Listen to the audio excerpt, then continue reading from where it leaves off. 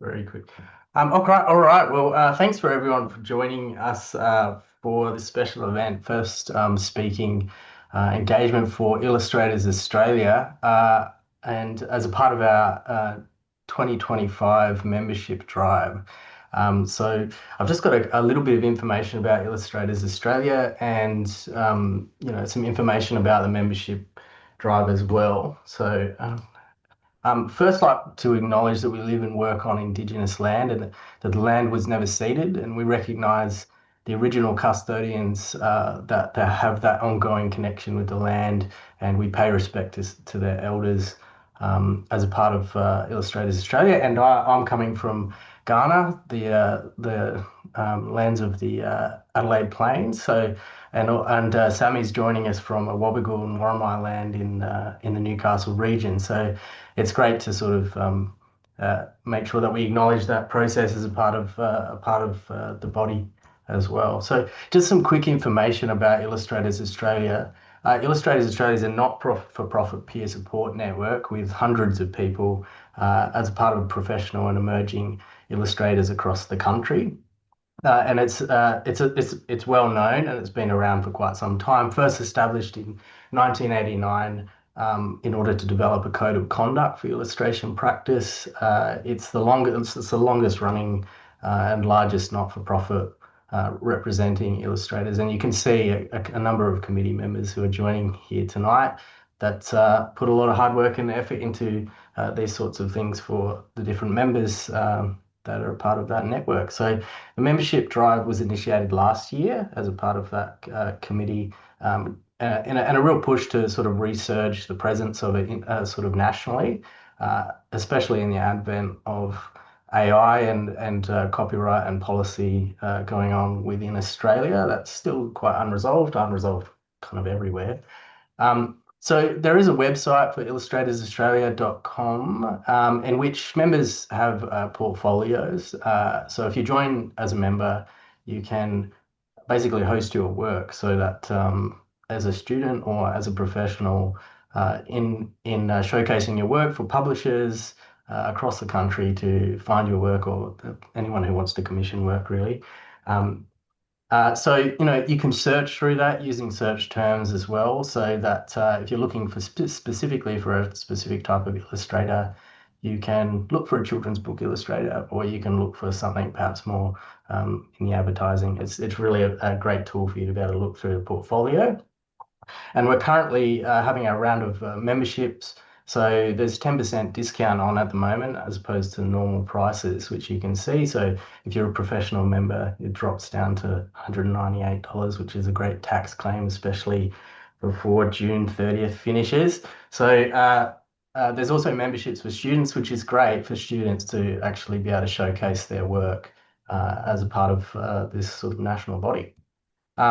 And there's lots of perks as well that have been organised by the committee where you can get sort of discounts from a number of different places as a part of your membership, alongside hosting a portfolio sort of at the national level. Also, as a part of the membership drive, there's sort of weekly events on at the moment. So Let's Draws, hosted by Chris most of the time, who's done this wonderful illustration recently. And so the next one is next Thursday on the 19th of June at 7:30 p.m. Australian Eastern Standard Time. So half an hour ahead of me, basically. And the theme is the present. So we've got a bit of a theme going on, and don't forget to follow Illustrators Australia for all those upcoming events, basically. So before I get started and introduce Sami, I just wanted to think about our themes. So we've got three themes for the upcoming weeks of the membership drive. And basically this week we're thinking about the past. Next week is the present, and the week after is the future. And all of these are kind of affected by illustration practice at the moment. There's a great rich history of illustration practice in this country, particularly in children's books and in natural history illustration, which I'm sure Sami and I are about to talk about. And also sort of current contemporary illustrators that are working internationally with internationally represented agencies here in Australia. and then often think about the future. So when it comes to AI and these sorts of discussions, it's kind of the perfect time at the moment to be talking about the future of illustration practice and how everybody's affected, and what we really think about it, basically. So just to introduce Sami, Sami is an international award-winning illustrator, and there's too many awards to note here when I was looking at her website earlier today. And I personally have known Sami because I moved to Adelaide from Newcastle, and I'm quite familiar with the Bachelor of Natural History illustration that was at the University of Newcastle for quite some time, and discontinued sort of just after Sami sort of finished, I guess. But a long history of representing the natural world and thinking about how illustrators communicate complex things around science and education towards either younger generations, but basically anyone, right? So in her final year of honours, she was approached by publishers and gained her first book deal and has never stopped since, really. As part of running public workshops in schools and also being a great communicator online about illustration and the way that these things sort of communicate to all sorts of different generations, with a strong passion for the natural world. So I've just got a couple of, so this was kind of the first book that sort of caught people's attention, the Illustrated Encyclopedia of Ugly Animals, which I understand couldn't be called ugly in the US because they're kind of weird about that sort of stuff. But also, but also that there's a range of different teachers' resources that kind of get used in public libraries and schools. And Sami last year was part of the New South Wales Premier's reading readathon, I think, yeah. Reading challenge, yeah. Yeah, the reading challenge, yeah. So, and these are a couple of the inside spreads from that first book. Sami often works in traditional media, so watercolor, gouache, on sort of thick arches paper, I imagine. And yeah, Mm. so these are a couple of works. I have a copy of the book here too. They're great and often well loved by kids. And it's actually a really beautifully made book as well. Uh, so without I can stop sharing. I've got a baker's dozen worth of questions for Sami to kind of work through tonight. And I'm sure you've got plenty to sort of share as a part of your journey. And one of the first questions that I was going to kick off with is, where did it begin? I guess that what drew you to illustration in the first place? Where does it start? Is it year five, or is it below that, or is it, in teenage life, in terms of your kind of passion and where that started? I guess that's the first one. Yeah. Oh well, what a intro. Thank you, by the way. I was reading and I was like, wow, wow, that person's done a lot. Oh, it's me. Thank you. But it's hard to pinpoint exactly where it started because I think when you, and I'm sure as you would know, when you grow up with a passion for something, it sort of just feels like it's always been there and that you don't necessarily have a specific time where it started to really stand out. But I've been drawing since I can remember, and I think most people who are artists say that as well. But it was always, if we're at home and we're bored. Okay, what can we do? All right, well, here's some paper and a pencil. Here's some coloring in materials and a piece of paper. Here's a cardboard box, draw on the cardboard box. And my mum's an artist, and so she would often be painting and we would be watching her painting. So it was very normal to just pick up something to be creative with. And that was sort of just continued and continued. And I think naturally when you practice something to a point where you're doing it so much, you are naturally going to get better. So it's hard to tell how often you are born with a skill versus you just work on that skill from an early age and you just get used to getting better because you're practicing, you're putting in the hard work. But I think a lot of it does come from my primary school years where I was just drawing animals and things and had lots of sketchbooks, always drawing. I had, and still behind me in my bookshelf, I had some of the learn how to draw books where the classic sort of draw a circle here and a triangle and then a rectangle and then you have like a possum or something. And I used to love doing that. And then once you got the to a level of like, okay, they're easy, I stopped looking at the steps and I would look at the final picture that was on the paper and I would just try and draw that. So it was constantly giving me new skills to work from that one book. And then it just continued, and I loved art in high school. And then I just thought there's no other possible career in the world for me than being an artist in some way, shape, or form. So I'm going to have to find a way, and I thank goodness I did. That's great. Can I just ask a question about that sort of difference between, I guess, art transitioning into illustration, I suppose, like how you maybe thought about that, and especially going on to kind of do higher education study in order to train, Mm. I guess, like formally train in that, I guess. When did you sort of notice that? Yeah, I think I was in the beginning of year 12, and that's usually when there starts to be a push for, okay, if you want to go to university, you got to start thinking now about what you're going to, how you rank your preferences and all that stuff. And I was like, oh my goodness. Okay, obviously at uni there is fine art. I would love to do fine art, but I think where I was at in my art progress at that point was I liked drawing pretty weird things at that point. I don't know if you know, there's an artist, Alex Pardy. He's very graphic and does a lot of kind of gruesome artworks. And I was really fond of that style, that really graphic. And I really liked some street art and some more of that style. And I thought, okay, maybe I go down the fine art route and see where that takes me. I know realistically to get a job as an author, a job as an artist is almost impossible to just be paid to make art. So I thought, okay, well, maybe I'll become an art teacher, and that's a way of doing art and finding a job from it. But I kept thinking, for lack of a better term, I wanted to be selfish and I wanted to be making the art myself. And art teachers, they don't get time to do art themselves. They're, Very true. preoccupied, yeah, with helping other people. And I thought that's beautiful. I love that for them. But I need to be selfish and I want to, oh, yes, thank you for sharing that link. I really want to see where my art skill is going. And especially when you're at school, I'm like, if I go straight into being an art teacher, I haven't learnt enough about my own practice. And it just so happened to be the old school UAC books or the online Mm. ones at that point. And I was going through it and I didn't find anything. And my mum found something. She found I think it was online. She found a website and it was Natural History Illustration. So I got home from school. She goes, "Oh, Sammy, I found this thing. It's a university degree at Newcastle." And I was living in Port Macquarie at the time and going to school and which is about 2 hours north of Newcastle if you're not sure. And I thought, okay, Natural History Illustration. I don't know what that means.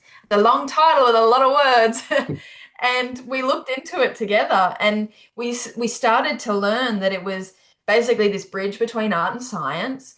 And you could either go the graphic design route or the biology route. And at that point, I wasn't great at bio at school, and I had dropped that in year 11. I had dropped it at the end, and I thought, okay, well, maybe I can focus on the art side until I get more confident with the science. And we looked into it, and I thought, this is perfect for me. Animals, plants, nature in general, this is the ideal degree.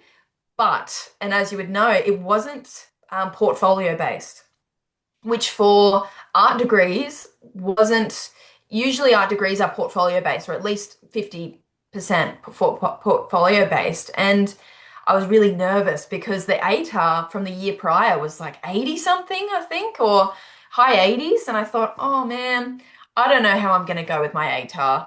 I'm probably not going to get in straight away. What do I do? And I started to panic and I changed my preferences around so that it was later on and fine art was first. And I thought maybe I could bridge across. And the couple days before the cutoff, I changed my preference so that natural history was first. I thought, stuff it, I'm just going to go for it. Maybe I'll be lucky, and maybe they'll drop the ATAR a decent amount for me. And thank goodness it dropped down to, I think the year I ended up getting in 70. The ATAR was 70 or something, and my ATAR ended up being 70.7. And I had just scraped in, and I thought, thank goodness, it's a sign. And that's where I knew from that point that I had a career in scientific illustration. And whatever that meant, I was bound to find out in this 3-year degree. And I just that's where it changed from art and practicing in my book to a career path, I think. Fantastic. Um, while you were talking, I just realized that I didn't introduce myself to the audience either. I got caught up trying to get straight into the questions. We My needed a name, slide for Ari. yeah, I know. My name's Ari Chan, by the way, everyone, and I've joined the committee this year as an educational liaison and work in the university sector. And the reason why I sort of asked Sami that is because I also went to Newcastle Uni and I'm very familiar with that degree. And I have a little anecdote to lead into the next question, and that is I remember in the honours final honours year, this crazy-eyed Sami in the halls of the old building trying to madly scan all of her work in order to try and meet the deadlines for both honors and for the for I think the publisher at that time. But so I wanted to lead in with this question is that your illustrated encyclopedia series has become much loved in Australia. But what were the early seeds for that project? Because it was a part of your honors. Mhm. But also it has a really nice hook in terms of connecting with younger people, and also it's been a really catchy way to bring people's attention to, I guess, the natural world, extinct species, all sorts of things that are tied into that degree where you've got the art and science going together. Um, so yeah. Yeah, I think with because it is, it comes and goes in the trends of scientific illustration appreciation, and I think the people in it love it and they've always loved it. But in terms of popularity for the people outside of that bubble, it comes and goes. And so when I was at school and telling people what I was going to go to uni for, they're like, "What the heck is that?" Okay, cool, good luck. And it wasn't very cool. But as soon as I came into the uni and met the community, I was like, oh my gosh, this is amazing. Everyone loves this field.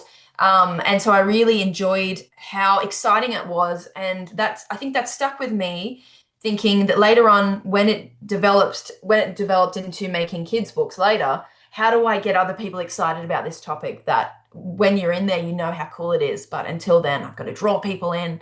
And so I was doing, learning all of the skills that all of the amazing lecturers were teaching us along the 3 years, and got to the end of the third year when you're doing the big, and correct me if I'm wrong, but this was for the Margaret Senior, this final project where you had the set, was it 7 major pieces? Yeah. And it was all, yeah, revolving around a theme of your choice. And I ended up choosing, my theme was wetlands of Australia, or New South Wales in particular. And so it was around 2018, 2017, I think. And it was pretty popular to hate bin chickens or ibis. And I thought, okay, cool. I think they're awesome because they're pretty funny looking, but they're also kind of gross. And it was making that natural connection from that weird, grotesque, intense Alex Party style art where it was, there's pretty gruesome illustrations. But now I'm appreciating the gruesome element of nature, and I'm appreciating the ugly animals in nature and how amazing that is. And so that's what I think naturally changed for me, was that I was just enjoying that weird sort of shocking nature of things in animals. And so that's when I started to really appreciate funny looking animals or ugly animals. And I ended up drawing the ibis for one of the key elements of that, a portrait of it, really trying to embrace its face and its ugly features. And so I did that with a couple other things. And I remember Andrew had popped, so one of our lecturers had popped up a sign or a little notice in one of the kind of boards in the space talking about a course or a competition, sorry, that was running through the Australian Museum. And it was the only one of its kind. And it was, oh, sorry, the first one of its kind at the Australian Museum to honor the Scott sisters. And if you're not sure who the Scott sisters are, they're these amazing female scientific illustrators who are essentially the first female scientific illustrators of Australia. And it was to honor them and their work, and it was open to scientific illustrators in Australia. I don't remember if it was just for females or if it was for all, but and I looked at that and I thought that's pretty cool. I'll have to enter that, and so I entered my ibis illustration that I had done for the course, and with a couple other ones. I think I had a trout and maybe like a wreath of a fig, and just an artist statement about why I chose those artworks and the meaning behind them. And it ended up being one of the winners or one of the co-winners of this grant, essentially, that me and another lady who was at the same uni, the course in my year, we had both won. And so we split the prize, and they ended up sharing our story in the Sydney Morning Herald and talking about the new generation of female scientific illustrators, and talking about my appreciation of weird looking animals. And it just so happened that, and this is still at the end of the third year, beginning of, because I had enrolled to do honors by that, because I didn't want to leave, but I didn't necessarily have an idea of what I wanted to do. Mm. And it was pretty open. I hadn't submitted any ideas. And so I ended up getting an email through Andrew, so the lecturer, that was from a publishing company in Sydney called Hachette. And they had contacted Andrew and said, "Hi, Andrew, we see that Sami is one of your students. We would like to contact her. Please send this email to her. We love her idea of weird looking animals, and we want her to make a book with us. Can you send that?" And I still have the email from Andrew, and it says, like, "Oh, this is a fun idea. Maybe something might come from this." And I thought, "Oh, that's pretty weird. Maybe." And I followed it up, and I thought, maybe this is a scam, because you got to be naturally kind of careful of those things. And I learned more about the company. I learned that it's very legit. It's one of the top 5 publishing companies in Australia. And that they wanted me to not only illustrate but write the book. I thought, oh my goodness, yes, please. And maybe I'll get it in my local bookshop, and that'll be amazing. And I'll have a copy in my house forever. And it absolutely went way beyond that in the best way possible. But that's what I ended up doing for my honors year, which was studying the correlation between ugly animals and their conservation status, while also agreeing with the publishing company to let me draw the animals for the uni degree, and they were fine with it as long as it met my deadlines. So I did 30 A3 watercolor paintings in that honors year, and then had to mad rush scan, as Ari would have seen me running around. And also, I had to finish the other 30 because there was 60 due. I had to finish the other 30 from when the honors year finished, which is what, like October or something, until March. So from March until October the following year, sorry, the other way around, I had to do the rest of that. And it was just mayhem, and I got it done.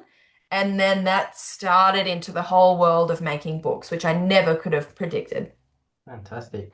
You touched on a few things there. Just going back to our theme, right, to the past, and Mm, I think it's really interesting. You kind of brought up these like historical influences in the sense of the Scott sisters, and I know that Margaret Senior did sponsor the third year award, and was a yeah. big part of the sort of what the reason that degree sort of started, and is often not well known around Australia. You've got your William Coopers and those kind of big names around illustrated work, but it is sort of interesting to see that kind of discipline of natural history illustration, wildlife illustration, or scientific illustration having a big influence on you. And then kind of resurging in a future sort of sense, like with the Sydney Mm. Morning Herald article. So I think it's really interesting that there's still like a sort of discipline of that you're tapping into, but it's more for contemporary audiences, right? So one of the things I wanted to ask, because I think it is really interesting, the idea of like formal education versus informal education. And often when you kind of leave out to have to deal with those publishers, I guess, on your own rather than trying to maybe navigate it in that last little section. How much do you think, you've got this formal training, you know how to watercolor, you know how to scan, obviously, and then you kind of get thrust into this professional development on the fly, having to have meetings with publishers on the go. How do you sort of balance the idea of just sort of learning on the go and how much you've probably learned, I imagine, since then, and this idea of informal Yeah. and formal learning? Because not all illustrators have to have formal training. That's completely fine. But I know that Mm. it's kind of this real juggle of trying to, understand the kind of concept of industry, I guess, versus education. Mm. It was a really jarring difference, I think. I think it's a really good point. I remember because that was my first professional uh, gig that was anything to do with art. I had done maybe a couple casual commissions for friends, and even that was like for $50 or something. And then suddenly I'm having to professionally email publishers. I'm like, I don't know what I'm doing, and a lot of it, almost all of it, was done via email. So this publishing company, I popped in early days in person. There might have been like one phone call, but everything was via email. And so I'm going, oh my goodness. And I think I actually remember asking Andrew, like, send a couple of the draft emails and saying, is this appropriate? Is this right? What do I do? They're giving me this contract. I remember thinking, do I take it to like a local solicitor or something and see if this is going to scam me? I had no idea at all. I had no friends or connections into the publishing industry. And I just thought, what's the worst that can happen Mm. from this? I'm not signing, I thoroughly read the contract. I wasn't signing away my rights. I'm still obtaining the copyright of my work. Whereas, so if I want to sell the original work, I can, but these artworks are theirs. If I want to, say, use them for anything, I have to get their permission. So I understood my rights, and I just literally on the fly learned as I went. I figured out what on earth a royalty is, what on earth an advance is,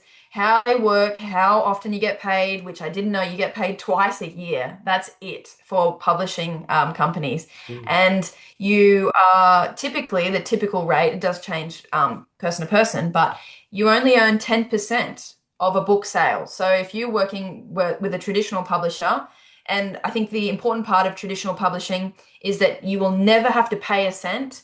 They pay you. So once you're starting to pay a publisher, and you got to be careful. The difference if someone's asking you, "Hey, we'll publish your book, but you have to pay us," and it's not self-publishing, it's really dangerous territory. Be very careful.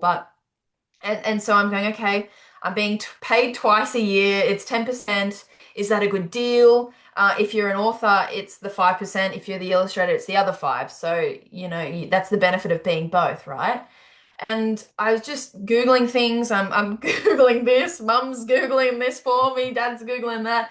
And it was seriously just, I don't know what I'm doing, but I'm just saying yes to everything and learning as I go.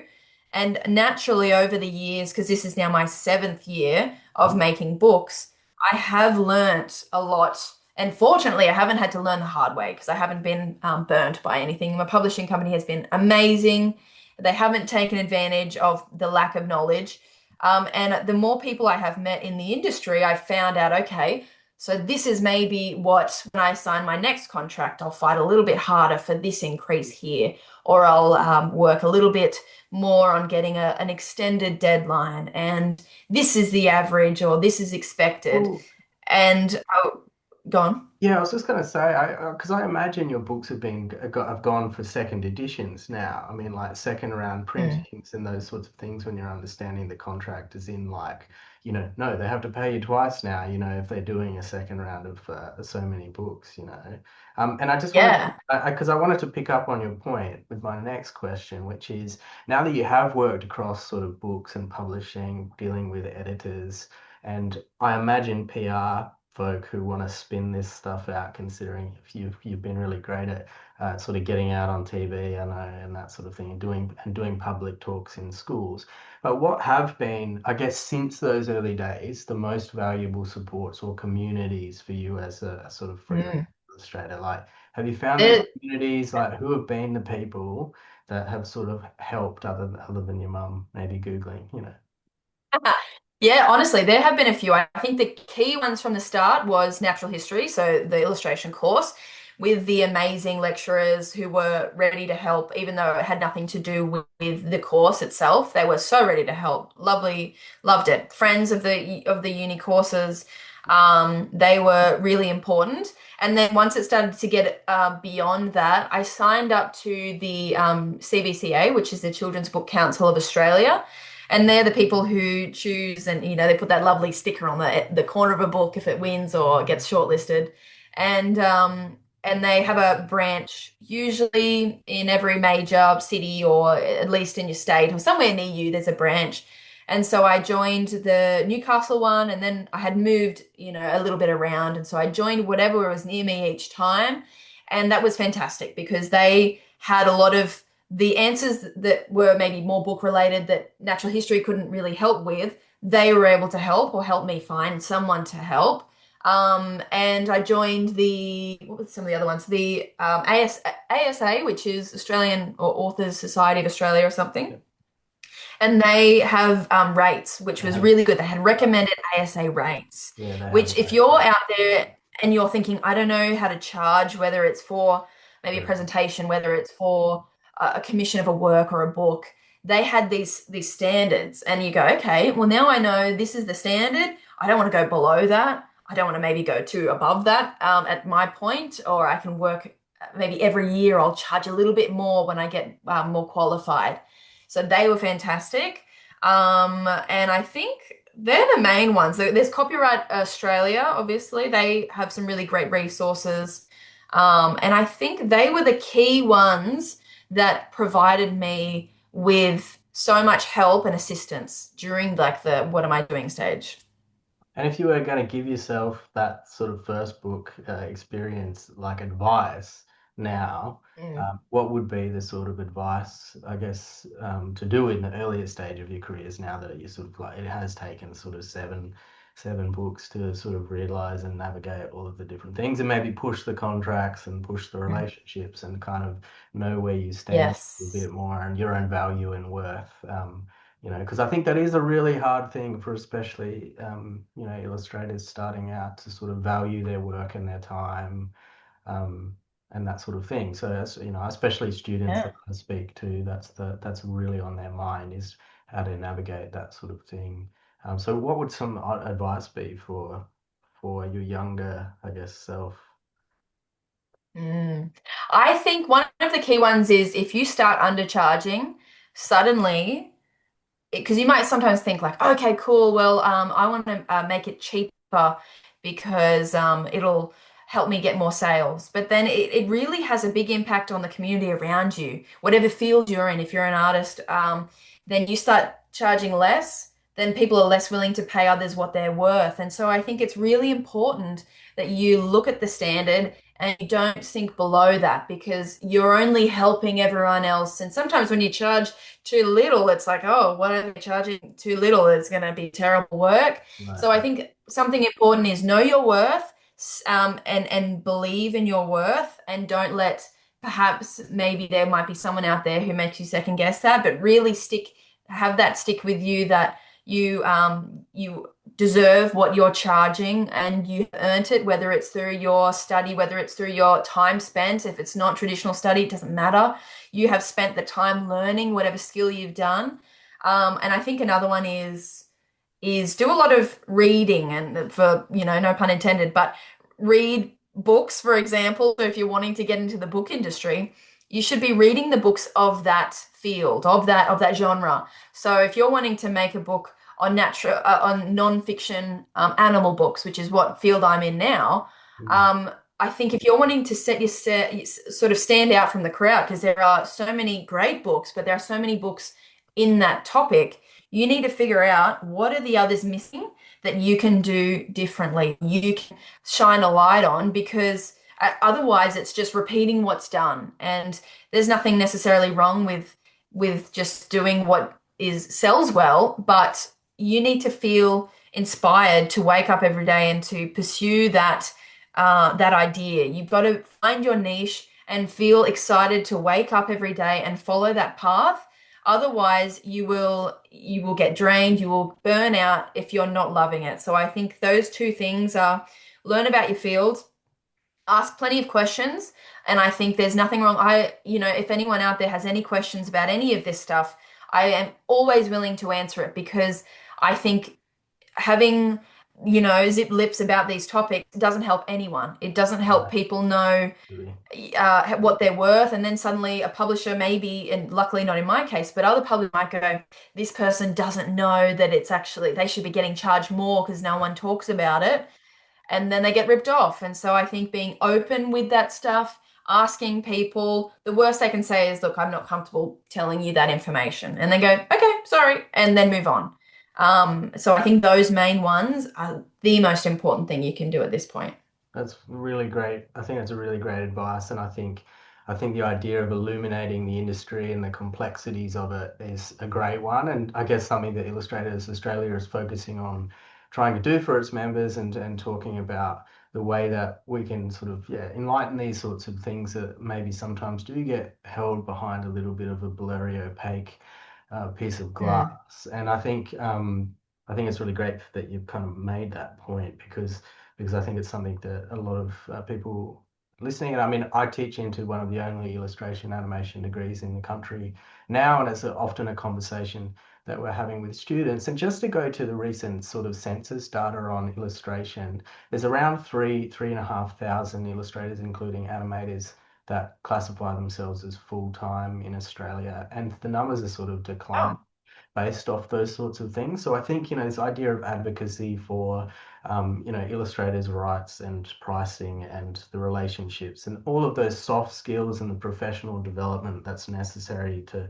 navigate it. And, I was sort of joking with Katie about this last Friday, about the idea that there's a whole bunch of introverts who are chatting to each other on a Friday night rather than maybe down at the pub, and that is kind of the cohort of people that are sort of squirreling away at their work, and they do work that way, and often maybe don't feel as confident to sort of communicate and have the soft skills to really reach out to publishers and agencies. We have some mm. great agencies in Australia. And just to now get your reflections on the industry, I'd like to know how you think the illustration landscape, now that you've been doing it for a little while, has been shifting for better or worse? And what roles do you think an organisation like Illustrators Australia, or other organisations have in sort of communicating, and also, I guess, lobbying? We have Creative Australia, and Tony Burke's kind of made lots of announcements about, the state of sort of creative in Australia. And there always seems to be this idea that, oh, illustrators and animators and artists are just self-emergent. They just pop up. No one has to invest in them. They should just know all these things and be able to sort of get commissioned and, work out their rates of pay, and, and all of that sort of stuff. And so I think, what is the role of a organizational body, I guess, or the state of the industry, in the way that you see it, or even the publishers that you talk to and engage with, I guess. Yeah, I think that it's really it in the time that I've been working, which in the big scheme of things is really not that long. 7 years is not that long. So I have a very small little section of what has happened in that time frame. But one of the things that I've really noticed, and noticed really after the maybe within the second or third year of making books, is how many amazing grants there are for Mm. talented people. Yes, great. And whether they're state or national grants. And I think, yeah, Creative New South Wales, Create New South Wales, I don't know if that's different, but I think that's another one. Whatever your local government is, or local state, all of these different things. And I think Copyright Agency, they Yes, have a whole section of grants. yes, closing And soon. they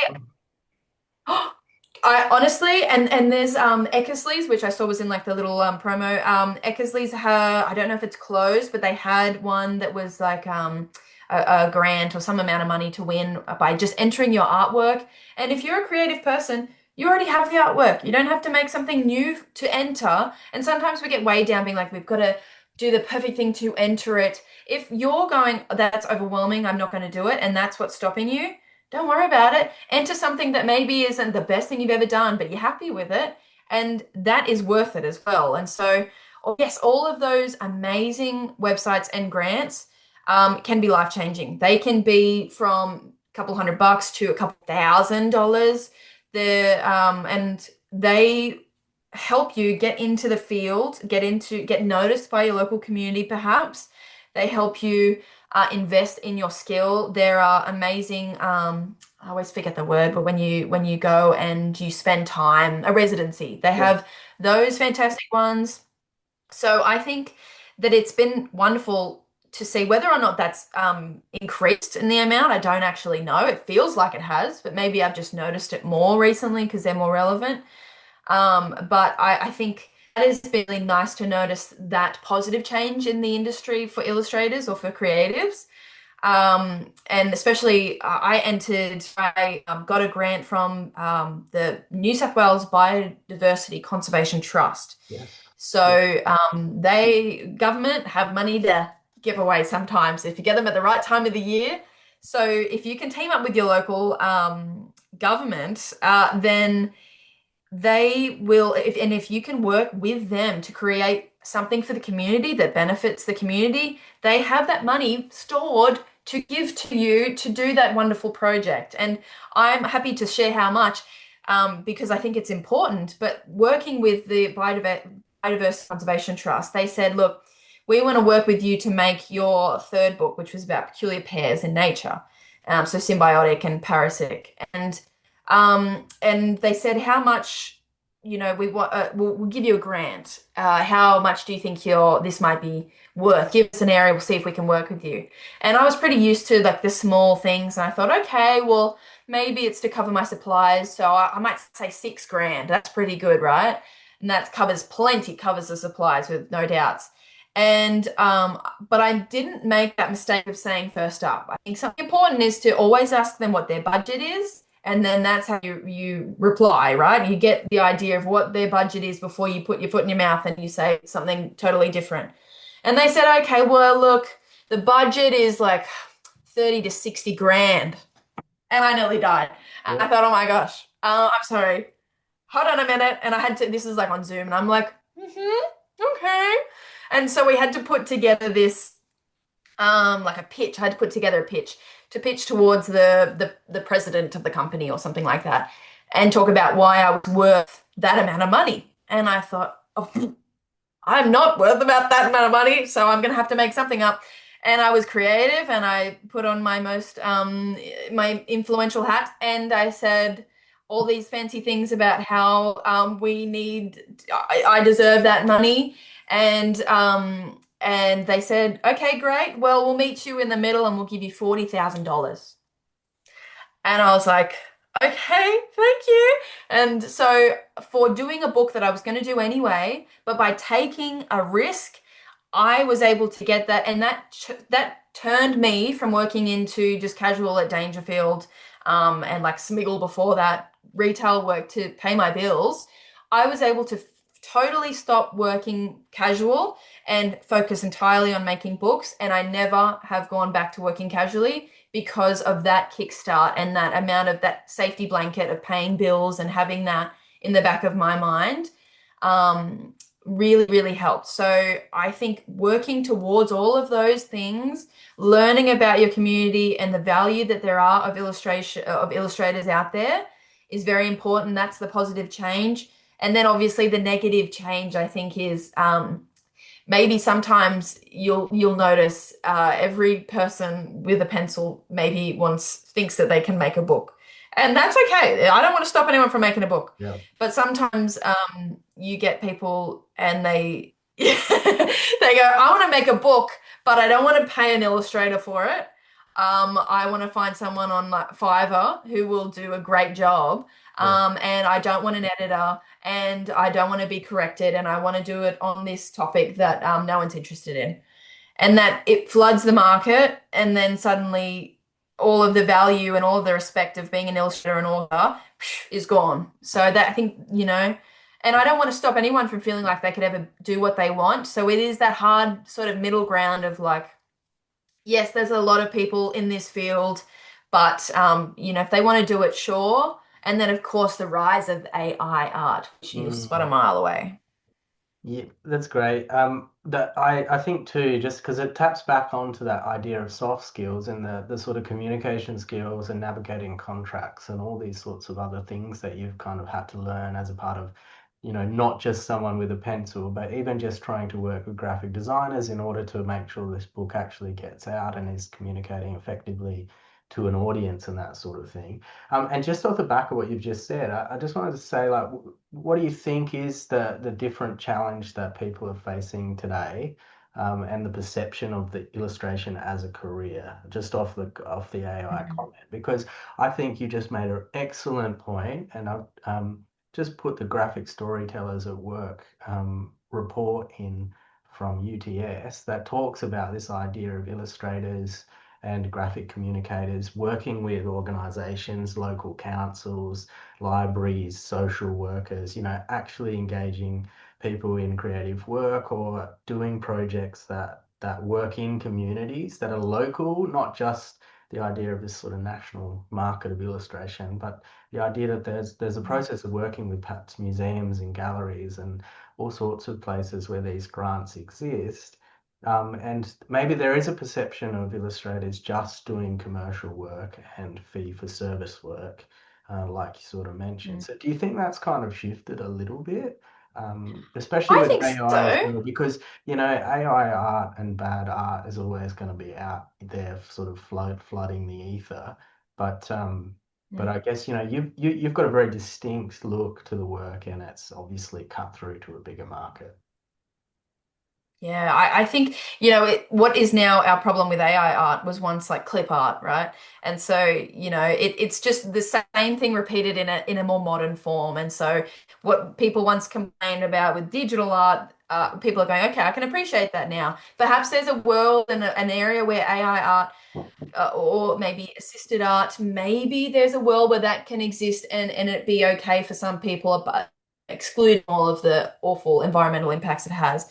Maybe there's a world where that is hated less. I don't know. And I don't think you can stop it at this point. So you have to kind of learn how to deal with it. But I think it is good to accept that it's there and it's going to be around. Mm, And what can you do better than artificial intelligence created art? And that's make it personal, make um, it unique and intricate, and have your own creative ideas, and be able to be more adaptable without it looking weirder and weirder every time. So if you're working with a client, they ask you to make a simple change, you can do that, and it'll look so much better than, say, they press a button and say, okay, well, we want this bird to have wings now, and suddenly it's totally incorrect and it looks ridiculous. But yeah. I think it's funny because I see AI art everywhere now. I was going to I think I was at Spotlight and I was looking through the puzzles, and the AI art puzzles, and I'm like, what are you doing? Why? And I was at a school. Oh, I was at a school yesterday, and so the CBCA has a theme each year, and this year is like book and adventure. That's the theme, and so schools really celebrate by making adventure themes and making this and that. And I saw this wonderful big poster in the library, and I thought, oh, that's so cute. And I got up close, was looking at it. I'm going, something's not right. And you can see the little swirly art of AI art. And you spot it, and I was looking. I zoomed out. I've gone, hang on a minute, and it had a compass, a big blown up compass, and it's like north, east, north, north. And I'm like, oh, this is so embarrassing. Like, they should be so aware of what Yeah. they're doing and how cringy that Well, is. I But was just gonna ask you about that because I think it's really interesting with your specific kind of training and discipline around scientific illustration and natural history illustration and wildlife and the amazing Australian landscape that we have that's so unique to the rest of the world. But the idea that accuracy is a really big part of the scientific disciplines. I mean, especially the Margaret Flockton Awards, the actual botanical plates of really representing something exactly as it is that gives all of the scientific information just as much. And I think maybe this is the real gap in the market of AI is that the resurgence of scientific illustration and accuracy is going to be more important than ever in terms of knowledge. I just Yes. got two final questions before we open it up to a Q&A with some of the lovely people that have joined this evening. What does the idea of looking to the past mean to you in your work now, either creatively or professionally or even personally, if you really want to share as well? But what do you think Mm. about how the past might really influence your work today? Yeah, it influences it in many different areas, which is probably not surprising. But I think working from the past in particular, it's pretty relevant to me because the my last book, which came out in September, was about extinct animals. And extinct animals, obviously, they are of the past. We don't have them anymore. And so I really spent, because obviously it takes me time before that. So the last year before that, or 6 months or so, I had spent working on just learning about animals from the past. And I was engulfed in that world of pretty depressing stories about what we've done in the past as a society. But and then every now and then I'd be like, oh, thank goodness it was just an asteroid that killed this animal. It wasn't us who hunted it for once. And I was like, oh, this is awful. Why am I why am I excited about that? And it was really challenging. And I thought, and as there's a couple species in the extinct book that have these really sad stories about how they disappeared and why, and that there was no other reason other than silly humans making really poor choices. And I think learning and viewing the past in that element was challenging, but it ended up because I had to do this 60 times. There's 60 animals, and Yeah, how much? it How ended much? up getting much easier. Can I ask how much research is involved in that process? I mean, you're A really lot. learning So about the scientific knowledge too, right? You're not just yeah. studying animals, you're really going in depth on these animals. Yeah, so there's 60 animals. I ended up writing about 25,000 words for the book. So it's about 128 pages. It is still for kids, so it's aged to kids 7 to 12. So, but I'm constantly reading research papers, scientific papers, trying to reach out to experts. And then when it's a thing of a part of the past, it's even more complex because suddenly you don't have images if it's a fossil, right? And it just adds a whole world of complexity. But then it was a bit more of a fun and creative way because yes, there is less pressure in a way to have it looking particularly scientifically accurate because if you've got the bones and that's all we had to work with, then I you can have a bit more fun with looking at what it's related to now to take some more creative license to it, which but it takes a while. So I think the first book took me 12 months to make with all of the research and the art. And then the last one, which is a different book that I haven't mentioned yet, but that took me, the research was done in just 3 months and it was pushing real hard to get that done. It's not because 3 months, because that's how long it took me. That was my due date. That was my space that I had to do that, and I had to make it work to meet deadlines. And it was brutal because it's, as you would know, if you're sitting at a computer trying to research stuff, it's quite overwhelming. And then I'm having to rewrite it in a maybe positive way for kids. And it was just absolutely brutal. But I think I also like to remind myself when I'm making books, what would Sami of the past would have liked? What would I have wanted to read as a kid or a teen? And what inspires me? What would make, and I think that's how you make a good book is what you think you would have enjoyed and people out there like you would enjoy. And so I try and of create things now and be inspired by what I would have liked from the past. That's fantastic. And just for the audience as well, Sammy's work's been acknowledged by David Attenborough with a personalized letter in terms of That's it. her contribution to, I guess, scientific communication, kind of both nationally and globally. I mean, David Attenborough, obviously, one of his favorite continents is Australia. He thinks it's one of the most diverse in terms of its Claim it. biodiversity. And I think it's definitely a little bit of a pat on the shoulder moment for your contributions. I'm just going to finish up with one final question as we then enter into a Q&A sort of moment. Um, the question is, drum roll, what's next for you? What are the projects or things bubbling up that you can share? You can share. You don't obviously some of these may be Mm. embargoed or under NDAs for all those illustrators out there who know what that means. So yeah, what's next? What's next for you, the projects? Well, look, honestly, you've got the right person because I can't hold a secret to save my life. So if you're a publisher, watch out. I'll share everything I'm not meant to. So the new thing that's happening in my life is I'm trying to look around and see if I can get maybe a little artwork.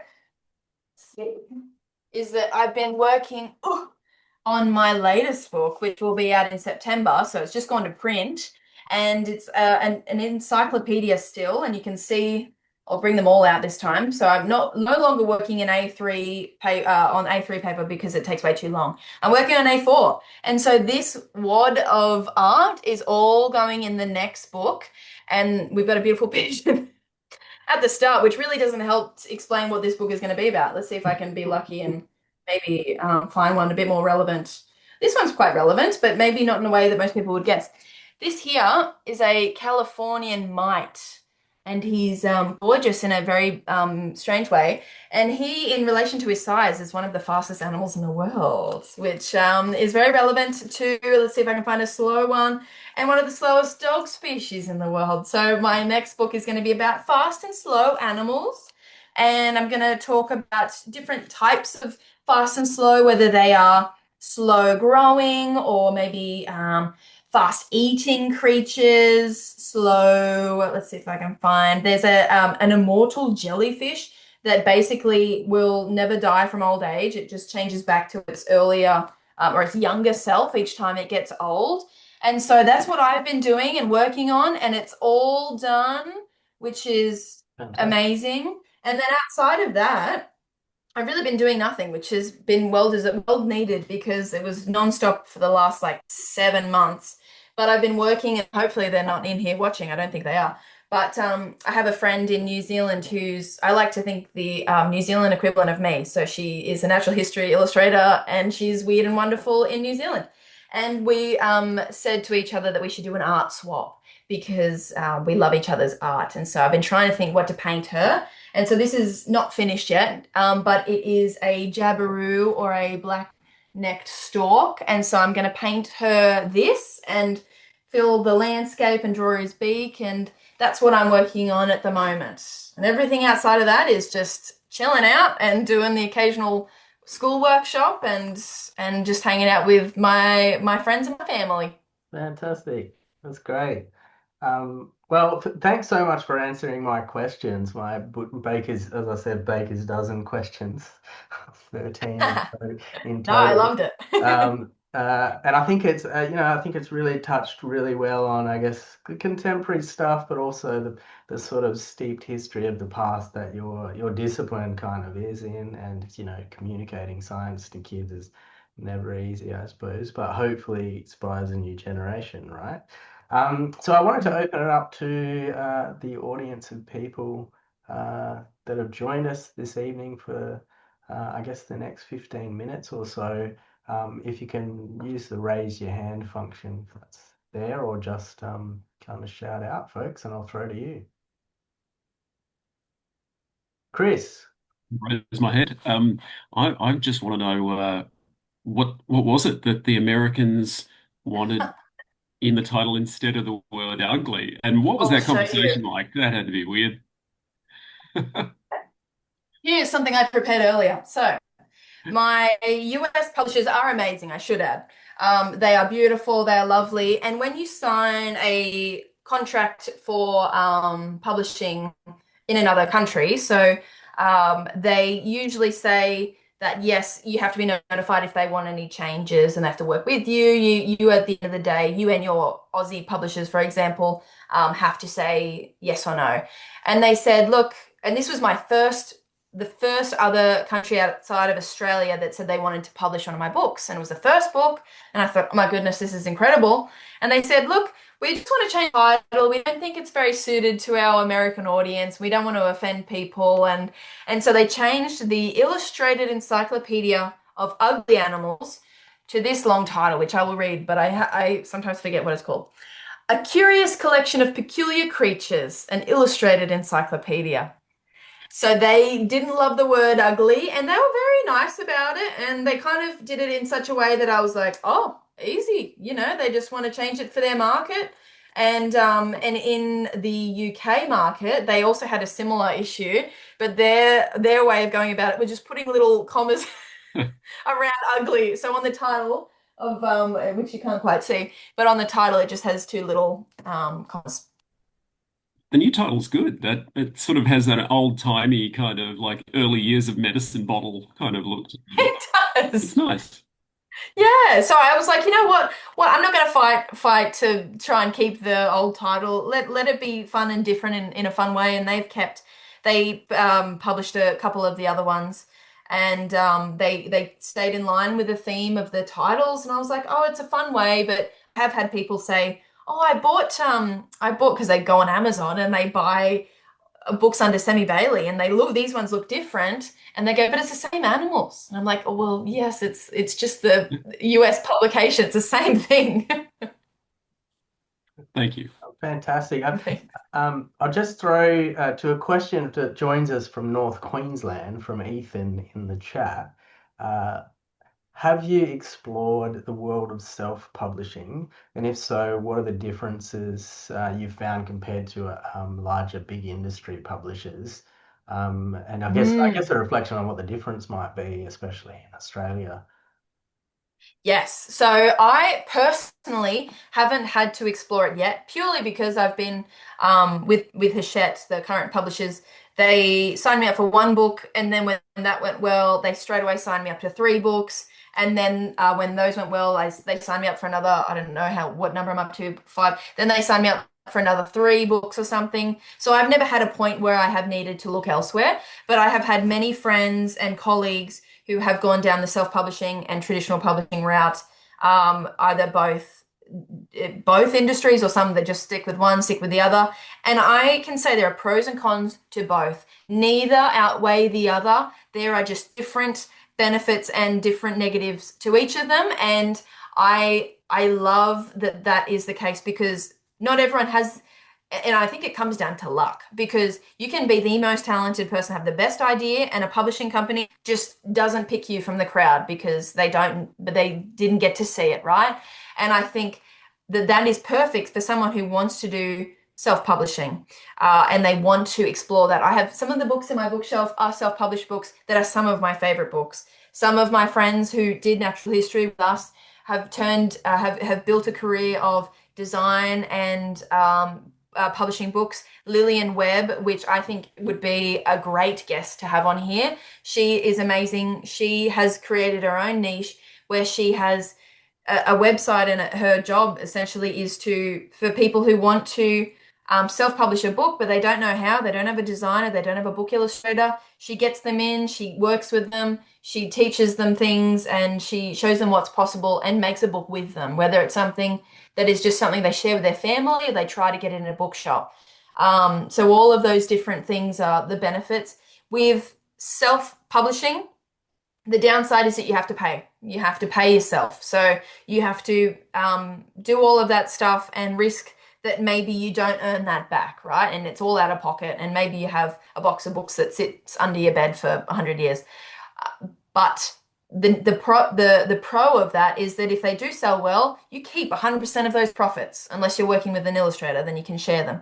But you keep that. All of that is your reward, your hard work, hard earned workings, right? With traditional publishers, you will only ever get your royalties. You will only ever get a tiny cut, but you will never be left with out of pocket. And they also do a lot of the promotion work, if not all the promotion work. They find the printers and all of that stuff.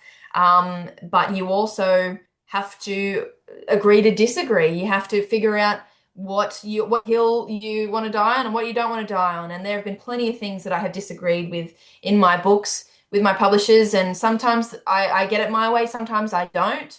And that is something that is just the real world of working with other people, and if you work with a client or you are a client. So there are neither better options for either, but I I think that I would totally like to explore self-publishing one day to have that creative freedom and not have to wait for someone to say yes or no. Fantastic. Um, I just throw to our Vice President, Katie Roberts, for the next question. Hi, Ari. Thank you, Sammy. Such a great talk, and I've got too many questions. The question that other people would want to know is, can we look at the letter from Yeah. David? Okay. I mean, It's hopefully probably it's you're not going like to need white gloves. Oh no, I'll bring it. I've got I a know, collection. choose your address. Okay. All right. Ooh, Every time I take off a thing from the wall, a spider jumps uh, out. So that's been great. All right. So I've got a couple things. Let's figure out what I've got here.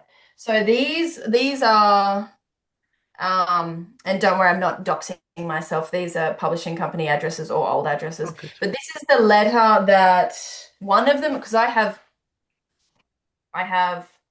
three letters now from Wow. from amazing Sir David Attenborough. So this is the letter it arrived in, the envelope. And I remember when I first got it, I was like, oh no, I've got it like a traffic fine because it's got like very official royal looking stuff. And I'm like, oh no, what awful thing have I done that I didn't realize? But and so that's what's on the back of this is that when I framed it, my lovely local framers, he's like, oh look, we'll put a little pouch on the back so you can keep the envelope, which is nice. So this one is the first one that I got. So when I sent him my ugly animal book, and it's very easy to find. It's not like his personal address. He has his businessy sort of office address that you can find online, and I found it. And I also contacted Taronga because I was doing some stuff there with book related Mm. things. I said, "How do I contact David Attenborough? Do I email him?" She said, "Nope, snail mail, or he won't reply." So I just sent him my book, and I said, "Look, you're a huge inspiration. Please enjoy this book about ugly animals." And I drew a weird monkey in the front of the book. So it was not too intense of like oh, I love you and please reply. It was pretty tame. And this is what he said. Dear Samantha Bailey, thank you for sending me a copy of Ugly Animals. I have to say that in truth, I don't think any, and any is underlined, animal is ugly, at least in the eyes of its mate. But I wish you every success with the books. Best wishes, David Attenborough. Which is very That's nice. gorgeous. It That's was. And beautiful. Thanks for the sharing. other ones, you're welcome. The other ones, they got a little less wordy, but they were all very nice. Thank you for sending me a book. All the best, all that fun stuff. So I keep them all sort of sitting in a little pile on the bookshelf now. That's amazing. Uh, I'm just so impressed with your career in such a short time, Sammy. Can I ask, how much do you I obviously you're very talented and you've got that amazing background and study that you were very lucky to do that course before it finished. Um, Uh, but but obviously sort of there's a combination of hard work and um, the specifics of the course and perseverance and intelligence and daring to write to David Attenborough and to apply for grants. I think we can all take something from that. But can I ask about, honing your skills and focusing on one specific thing and being able to be found because of your niche? mm, Do you think that that's been a key to your career success? yeah, absolutely. I think, and I had a couple other people in my degree finding their niche early, and that kind of inspired me. We had lovely Gina. Oh, Gina I remember her Cranston. last name. I always forget. Yes, Gina Cranston, the bee lady. So she was known as the bee lady, and she came in from a background of, I believe it was journalism. And she said that she didn't have any art skills, which she absolutely did, but she really practiced and put the hard work in. And now I think whatever your local, say, like gift shop or maybe like if you have a wetlands or something like that, no doubt they probably have her poster in that space, and it is. She's the bee lady. She does bees of the state or the of Australia, and she's fantastic. That was her niche, and I was like, wow, that's amazing. I need to find a niche. And we had which I also will forget her name, but I remember the snake lady, lovely Isn't sorry, Teresa Palmer. yes, Yes, yes. So we had the snake lady, and she would bring in snakes to the uni course that we could see. She made these amazing infographics or posters with these fantastic drawings, and I thought, okay, Purnell. Oh, everyone's sorry. finding their thing. I've got it wrong. It's Yeah, Teresa Purnell. Purnell, Teresa Purnell, Good friend and Teresa. so I think it was sort of like, okay, how do I find my niche? And it was just naturally at the time when I was thinking about it, was weird looking animals, and I thought I'm just gonna really explore this in depth because no one else is really doing it exactly like it's not like it was never done, but as in no one was really doing it in the same way that I was hoping. And that whole year prior to the book coming out, the first book, I was thinking, please don't another book come out before this does. Please don't do this because that will ruin my chances. And thank goodness it was luck of the draw that no one had done a similar theme. And I think kickstarting on that niche, that unique, semi-risky theme where, I got a lot of angry emails saying, you can't call this animal ugly. And I was like, have you read the book? It talks about why I love them and how they're unique and why their features look the way they do. But I think not everyone has a niche, right? Not everyone has something that they're obsessed with, and that's okay.